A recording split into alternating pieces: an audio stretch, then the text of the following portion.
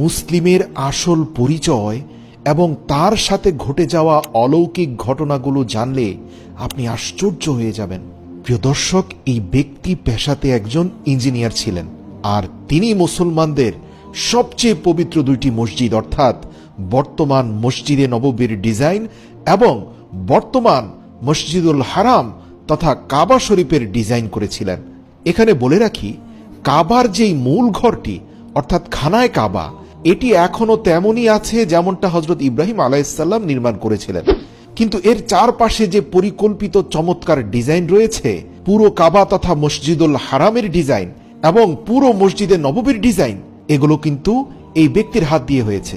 ওনার নাম ডাক্তার মোহাম্মদ কামাল ইসমাইল। আসুন আজকের ভিডিওতে আমরা জানব এই দুটি মসজিদ নির্মাণ করতে গিয়ে তিনি কি মুজিজা দেখেছিলেন, যা জানার পর পৃথিবীর প্রত্যেকটি মুসলমান আশ্চর্য হয়ে যায়। শুরুতে বলি, মোহাম্মদ কামাল মিশরের বাসিন্দা ছিলেন এবং তিনি খবরের দুনিয়া থেকে দূরে থাকতে পছন্দ করতেন।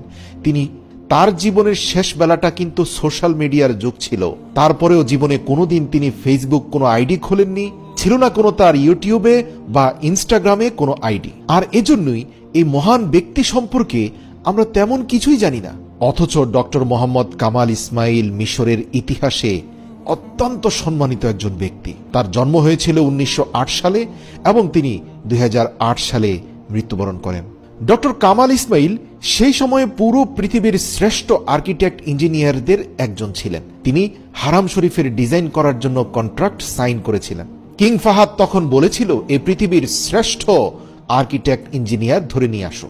আর পুরো বিশ্ব চষে বেরিয়ে জানা গেল যে ডক্টর মোহাম্মদ কামালের থেকে শ্রেষ্ঠ আর দ্বিতীয় কেউ নেই। কিন্তু আশ্চর্য বিষয়, এই ডক্টর মোহাম্মদ কামাল কোনো পারিশ্রমিক গ্রহণ করতে রাজি নন। তিনি কন্ট্রাক্ট পেপারে সাইন করবেন, কিন্তু বিনিময়ে কোনো অর্থ নিতে রাজি নন। ডক্টর কামালকে যখন বিন লাদেন গ্রুপ কিং ফাহাদের তরফ থেকে কোটি ডলারের চেক দিল, তখন তিনি কোম্পানিকে সোজা জানিয়ে দিলেন, পৃথিবীর সবচেয়ে পবিত্র দুটি মসজিদের কাজ করার জন্য তিনি কোনো পয়সা নেবেন না। বলেন, আমার বিনিময়ে আমি আখেরাতে মহান আল্লাহ রব্বুল আলামিনের কাছ থেকে নেব। সুবহানাল্লাহ। এই কনস্ট্রাকশনের জন্য $100 বিলিয়ন চেয়েও বেশি খরচ হয়েছিল। ডক্টর মোহাম্মদ কামাল যদি সে সময় ইচ্ছে করতেন তাহলে প্রচুর অর্থ উপার্জন করতে পারতেন, কিন্তু এই মহান মানুষটির ঈমান দেখুন, এত টাকা ছেড়ে দিলেন, এমনকি তিনি তার পারিশ্রমিকটুকুও নিলেন না।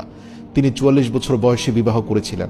তার জীবনের সবচেয়ে বড় ট্র্যাজেডি হচ্ছে, প্রিয়তম স্ত্রী তার একমাত্র পুত্র সন্তানকে জন্ম দিতে গিয়ে মৃত্যুবরণ করেন। আর স্ত্রীর ইন্তেকালের পর তিনি পরিপূর্ণরূপে পরকালমুখী হয়ে যান। তারপর থেকে তিনি একাই থাকতে শুরু করেন।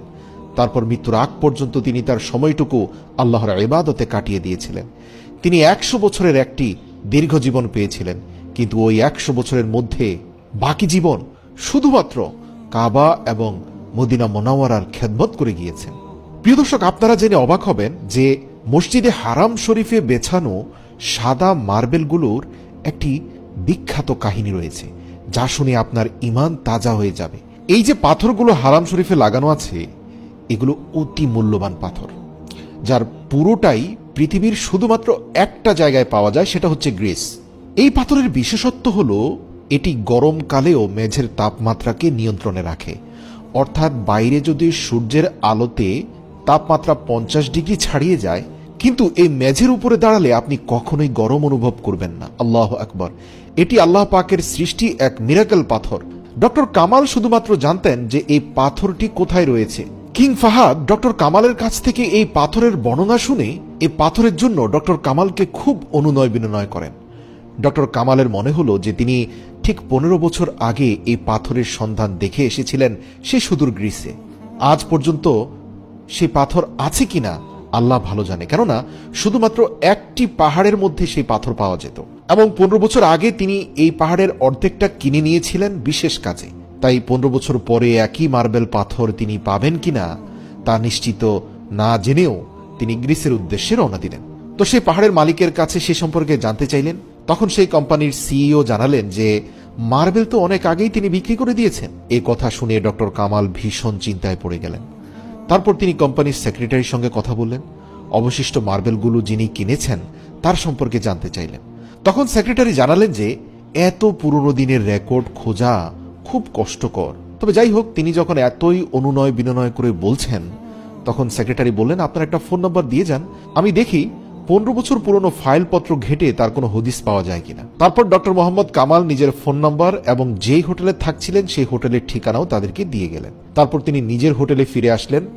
মার্বেল কোম্পানির অফিস থেকে বের হওয়ার আগে মোহাম্মদ কামাল ভাবলেন, যেহেতু এই মার্বেল কেউ একজন কিনে নিয়ে গেছে, সেক্ষেত্রে তার কিছু করার নেই।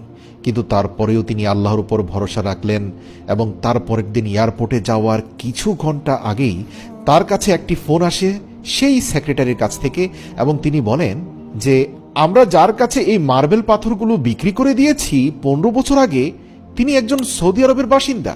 এই কথা শুনে ডক্টর কামাল আশ্চর্য হয়ে গেলেন এবং দেরি না করে দ্রুত সৌদি আরবে চলে গেলেন। সেক্রেটারির কাছ থেকে পাওয়া সেই ঠিকানা অনুযায়ী গিয়ে সরাসরি মালিকের সঙ্গে সাক্ষাৎ করলেন। তারপর জিজ্ঞেস করলেন যে আপনি যে মার্বেলগুলো 15 বছর আগে গ্রিস দেশ থেকে নিয়ে এসেছিলেন, সেগুলো আপনি কি করেছেন?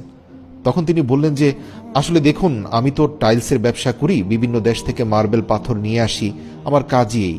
কিন্তু 15 বছর আগে গ্রিস দেশে মার্বেল পাথরের পাহাড় কিনেছিলাম, সে বিষয়ে আসলে কিছুই মনে পড়ছে না, আমি আমার সেক্রেটারিকে জিজ্ঞেস করি।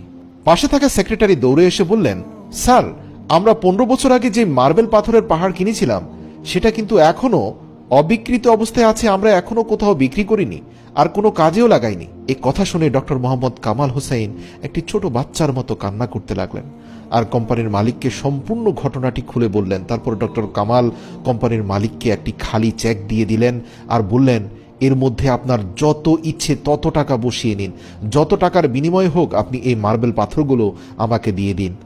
তারপর মার্বেল কোম্পানির মালিক যিনি ছিলেন তিনিও জানতে পারলেন যে এই সমস্ত মার্বেল আমাদের প্রিয় নবী হযরত মুহাম্মদ সাল্লাল্লাহু আলাইহি ওয়াসাল্লামের মসজিদে নববীতে ব্যবহৃত হতে যাচ্ছে, এছাড়াও এর একটা অংশ মসজিদুল হারামেও ব্যবহার হতে যাচ্ছে। এসব জেনে তিনিও চোখের পানি ছেড়ে দিয়ে বললেন, আমিও একটি পয়সা নিব না, আপনার মতো চলুন, আমিও সেই মহান রব্বুল আলামিনের কাছেই কিয়ামতের ময়দানে আমাদের প্রাপ্য চাইব। এ কথা বলে দুজন দুজনকে জড়িয়ে ধরে কাঁদতে লাগলেন। আল্লাহু আকবার। এবং সেই মালিক বললেন, আল্লাহ রব্বুল আলামিন এই মার্বেল আমার দ্বারা কিনেছিলেন এবং এক পর্যায়ে আমি এসবের কথা ভুলেও গিয়েছিলাম। এর অর্থ হচ্ছে আল্লাহ রব্বুল আলামিন এই মার্বেলগুলো মসজিদে নববী এর জন্যই রেখেছিলেন। এটি সেই মসজিদ যার নির্মাণ হযরত মুহাম্মদ সাল্লাল্লাহু আলাইহি ওয়াসাল্লাম নিজের হাত মোবারক দ্বারা করেছিলেন। আজকে আমার হাত দিয়ে কেনা মার্বেল সেই মসজিদে লাগবে। তিনি কাঁদতে কাঁদতে আরো বলেন, এর একটি ইট খোলাফায়ে রাশিদিন হযরত আবু বকর ওমরকে সাথে নিয়ে আল্লাহর রাসূল বসিয়েছিলেন, আর আজ আমার কেনা মার্বেল পাথর সেখানে বসবে। আল্লাহু আকবার, আল্লাহু আকবার, আমি কত ভাগ্যবান। ইতিহাস থেকে জানা যায়, মসজিদে নববী যখন নির্মাণ হচ্ছিল তখন সাহাবায়ে কেরামদের সঙ্গে হুজুরে আকরাম সাল্লাল্লাহু আলাইহি ওয়াসাল্লামও নিজের হাত মোবারক দ্বারা পাথর উঠিয়েছিলেন। সাহাবায়ে কেরামগণ আনন্দে ইয়া সাহা পড়তেন, আর রাসূল সাল্লাল্লাহু আলাইহি ওয়াসাল্লামও তাদের আওয়াজের সঙ্গে সঙ্গে আওয়াজ মিলিয়ে এটি পড়তেন, যার তর্জমা হলো, হে আল্লাহ, আসল কামিয়াবি তো আখেরাতে, আসল কামিয়াবি তো আখেরাতে। ইয়া রাব্বুল আলামিন আনসার এবং মুহাজিরিনদের উপর রহম করুন। এই সুন্দর মসজিদটিকে ইসলামের একটি প্রতীক মনে করা হয়। এই মসজিদের 3টি দরজা বানানো হয়েছিল, আর দরজার দুই পাশে পাথর এবং দেয়ালগুলো কাঁচা ইট দ্বারা তৈরি করা হয়েছিল। খুঁটি প্রস্তুত করা হয়েছিল খেজুর গাছের কাণ্ড দ্বারা এবং ছাদ বানানো হয়েছিল খেজুর গাছের শাখা এবং পাতা দ্বারা।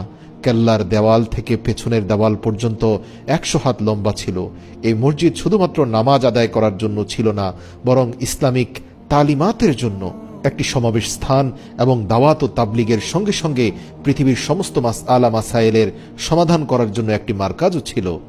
আর এর ইমাম ছিলেন সেই পৃথিবীর নূর রাহমাতাল লিল আলামিন হুজুর পাক সাল্লাল্লাহু আলাইহি ওয়াসাল্লাম, এবং তার ওফাতের পরে ধারাবাহিকভাবে আবু বকর, ওমর রাদিয়াল্লাহু তাআলা আনহু সহ অসংখ্য সাহাবায়ে কেরাম। আর আজ দণ্ডায়মান মসজিদটির সর্বশেষ নকশা তৈরি করে গিয়েছিলেন মিশরের ইঞ্জিনিয়ার ডক্টর মোহাম্মদ কামাল হোসেন। আল্লাহ তাকে জান্নাতুল ফেরদাউস নসিব করুক।